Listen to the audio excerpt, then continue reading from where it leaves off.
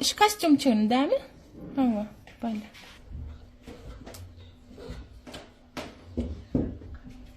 Yetmiş yaştan dedi varlıklar parti bilen. İnne İngiliz kubarat ne gediyse ilk 8 santimetreden koyup başlayat. Onun haf yok yine de başlayıp koysam o da 10 santimetre koyama. Bolmasa tekiden alar koyar.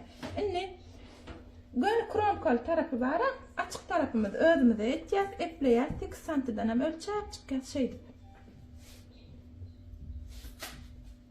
İnne bu 8 santimetre işimi normal bunun ağrıyık bazı uç başlayat. Hani sen ödün haydi. 18 сантиметров.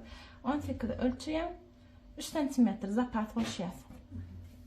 3 santimetre aşağı düşüyat. Обычно bazı çıdıyat. Pauza var.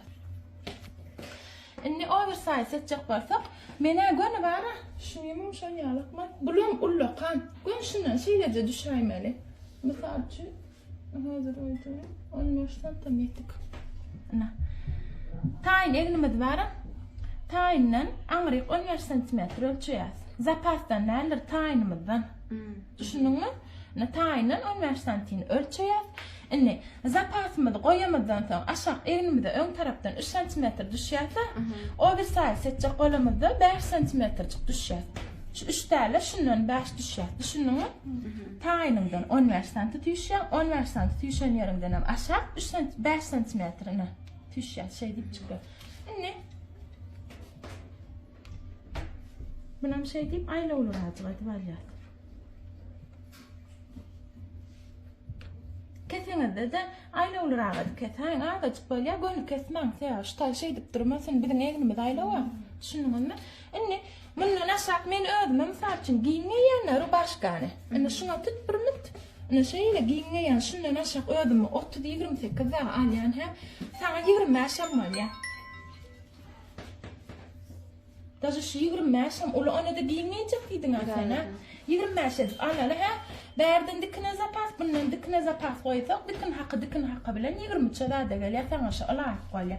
İnne bunu şey deyip ilk gönce deyip çıdıyar. Ana. Gönce deyip çıdıyar ha. Ondan mena götçeni bilene dayan yönesi de santrda gorkodan ştaydan 2 santimetre şeyle içine tişyanız. Ana. Ştay sallanmalı için. Düşünün mü? Spuşunu da sallanıyor da. 2 santimetre içine oyan. Ondan sonra bunun şey deyip çıkartar ya. Çalacak. Oyup koyuvereyim şey deyip. Gördünüz mü? İnne açışını açacağız. Bu iş ne? Arkada 8 santimetre koyulanıp. Gönce çılayanız, bitiyanız. Gönce bazen ödün düşünün mü? Arka bu iş ne geliyor? İnne kaptalı 7 santimetre. Aşağı 8 santimetre. Şey deyip çıkartar olacak deyip çılayardık ki. İnne şundan berik 3 santimetre düşüyor. İnne 3 düştük mü? İnne şu açılışımızdan şu 3 santimetre şey deyip çıkar şunu çılayar.